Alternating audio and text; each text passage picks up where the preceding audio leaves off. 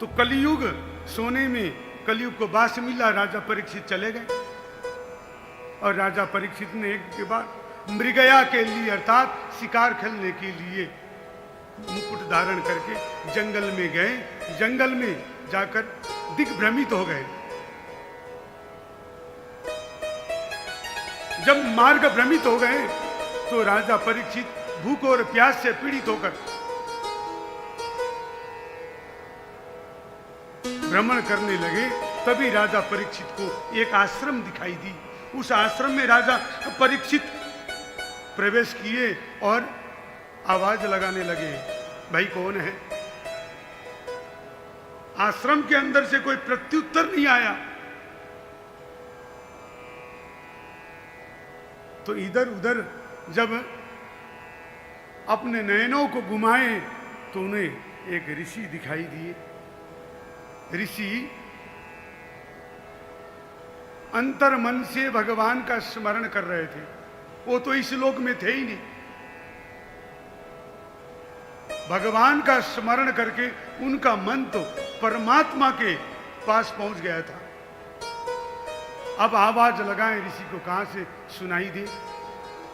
भूख और प्यास से पीड़ित होकर राजा परीक्षित ने अपना अपमान समझकर बगल में मरा हुआ सर्प था वो समीक मुनि के गले में डाल दिया। और राजा परीक्षित तो वहां से निकल गए। तभी कुछ ऋषि पुत्रों ने देख लिया। ऋषि पुत्र दौड़ते हुए समीक मुनि के पुत्र श्रृंगी के पास में पहुंचे। श्रृंगी ऋषि कौशिकी नदी के सन्निकट संध्या बंदन आदि कर रहे थे। जब समस्त विवरण श्रृंगी ऋषि ने सुना तो कौशिकी नदी से जल हाथ में लेकर राजा को श्राप दिए। इति लंघित मर्यादा तच्छक सप्तमे हनि द्यंचति स्म कुलंगारम शोधितो में ततत द्रुहम। अरे कुलंगार, अरे दुष्ट, अरे अभिमानी, तू राजा होकर तू अभिमानी बन गया है। तू एक ऋषि और साधारण पुरुष को तू पहचान न सका। अरे दुष्ट, जा, आज से सप्तम दिन तुझे तक्षक नाग डसे। अब श्राप इधर दे दिए।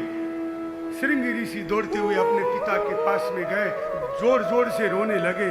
श्रृंगी मुनि की तपस्या भंग भई। उन्होंने अपने पुत्र को रोते हुए देखा। गले में सर्प को देखकर सर्प को तो निकाल दी और पुत्र से पूछा। पुत्र ने कहा कि पिता, एक राजा आया था, उस राजा ने आपका अपमान किया और मैंने उस राजा को श्राप दिया कि आज से 7वें दिन उसे तक्षक नाग डसेगा। तो समीक मुनि ने पूछा कि पुत्र, वो कौन राजा था? बोले, पिता मैं कुछ नहीं जानता।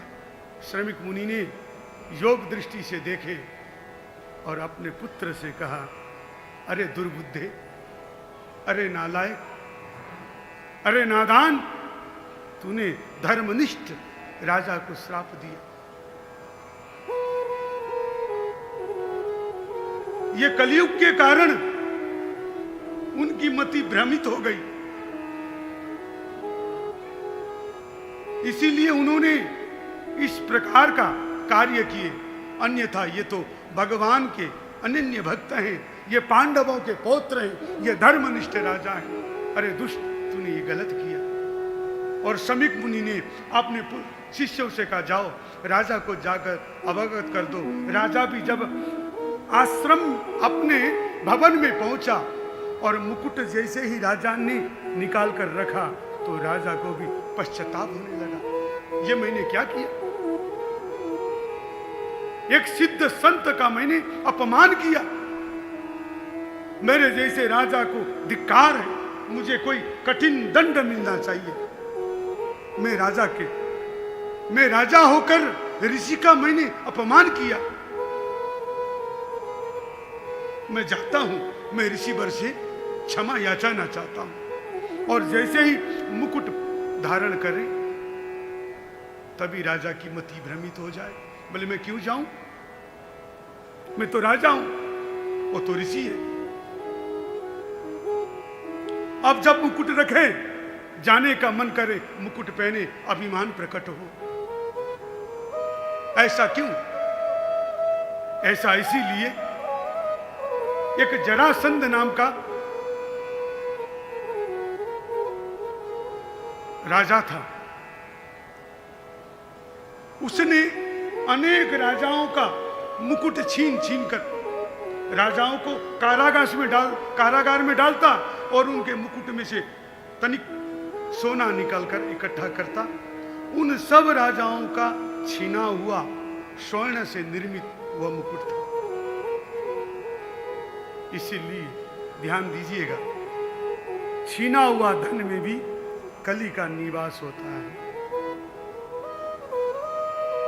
जब मुकुट पहने अभिमान और मुकुट धारण, मुकुट रखे तो पश्चाताप। राजा कभी पश्चाताप और कभी अभिमान, इसी क्रम में राजा की गति चल रही थी। तभी श्रमिक मुनि का शिष्य आया, उसने राजा को समस्त विवरण बता दिया। राजा ने मुकुट को रखा और मनी मन विचार करने लगा, वाह, संसार में सबसे ज्यादा धन्यवान मैं हूं। ऋषि प्रसाद मिला, कम से कम मुझे ये तो पता चला कि आज से 7वें दिन मैं मरने वाला हूं। मैं अपने जीवन को मैं उद्धार कर सकता हूं, मैं अपने आप को कृतार्थ कर सकता हूं। ऐसे मुनिवर को बारंबार प्रणाम है। राजा ने हंसकर श्राप को ग्रहण कर लिया। अपने पुत्र जन्मेजय को राजगद्दी में बसाकर राज तिलक करके राजा परीक्षित जंगल में चले गए। और जंगल में जाकर गंगा जी के तट में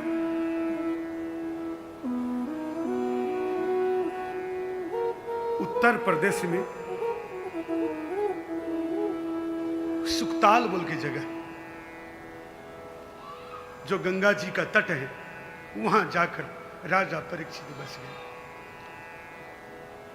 अब जब राजा राजपाट छोड़कर जब गंगा तट में चले गए तो राजा से मिलने के लिए अनेक ऋषि लोग आए।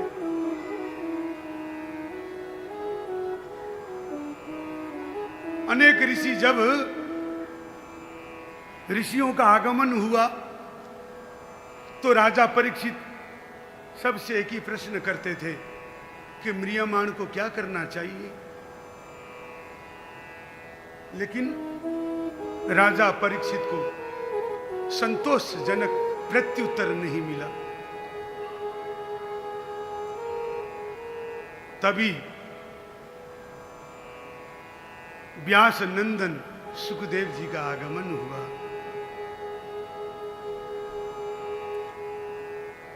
सुखदेव जी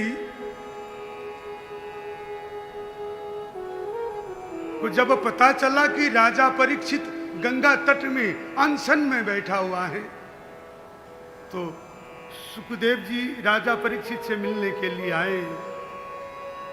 तत्र भवद भगवान व्यास पुत्रो यदीक्षया गामट मानो न पेक्ष अलक्षलिंगो नुजलावतुष्टो वृतस्य बालै रवदूत भेषज।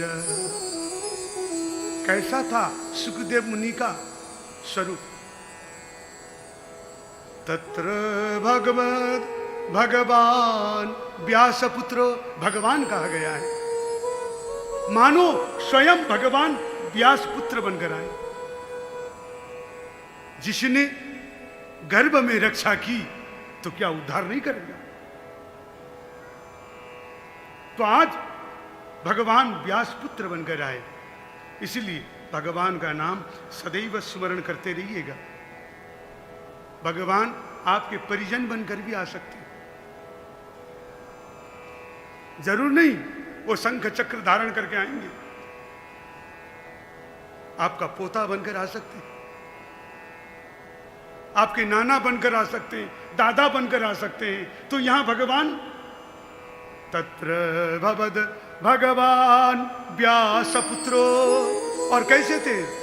यदि इच्छया गामट मानून पेक्ष अलक्षलिंगो निजलावतुष्टो, केवल अंग ढकने के लिए कौपीन धारण किए हुए, निजलावतुष्टो, अपने में ही खुशी है, अपने में खुश हैं। कैसे? निजलावतुष्टो, अनवरत अंदर ही परमात्मा के दर्शन करते हुए, बाहरी दुनिया का कोई भान नहीं है। वृतश्च, कैसे भान नहीं है? वृतश्च बालई रवधूत भेषज, अवधूत भेष धारण किए हुए कुछ बालक लोग, उनके ऊपर में मिट्टी बालू आदि फेंक रहे हैं, उनको कोई परवाह नहीं। और कुछ गांव की महिलाएं उनके रूप और सौंदर्य को देखकर, उनके रूप और सौंदर्य का पान करने के लिए उनके पीछे पीछे आ रहे हैं, उनको इससे भी कोई फर्क नहीं। इस प्रकार से जब सुखदेव मुनि आए तो सुखदेव मुनि को देखकर सब ऋषिगण खड़े हो गए। राजा परीक्षित ने भी प्रणाम किया। तब उन बालकों को लगा ये तो कोई, हम तो पाखंडी बाबा समझ रहे थे, ये तो बड़े पहुंचे हुए संत लगे। बालक लोग 9, 2, 11 हो गए, कहीं राजा पकड़कर हमें दंडित न करे। महिलाएं चुपचाप वहां से मुंह ढककर भाग गई। हम तो जिस बाबा के रूप में मोहित थे, ये तो प्रकांड सिद्ध बाबा निकला। महिलाएं भी वहां से भाग गई। अब राजा परीक्षित ने सुखदेव मुनि के चरण पखारे, कुछ और पूछना चाह रहे थे। लोगों ने इशारा किया, भाई ये ज्यादा देर रुकने वाले नहीं है, पता नहीं कब उठ के चल दे, तुरंत अपनी बात पूछ लो। तो राजा परीक्षित ने 2 प्रश्न, अतः पृच्छामि समसिद्धि योगिनाम परमं गुरुम पुरुषेह यत् कार्यम म्रियमाणस्य सर्वथा। हे मुनिवर, जिसकी मृत्यु सन्निकट आई है उसको क्या करना चाहिए? और जो 7 दिन के अंदर में मरेगा, जिसकी 7 दिन के अंदर में मृत्यु होगी, उसको क्या करना चाहिए? तो चलिए आज राजा परीक्षित को प्रश्न करने के लिए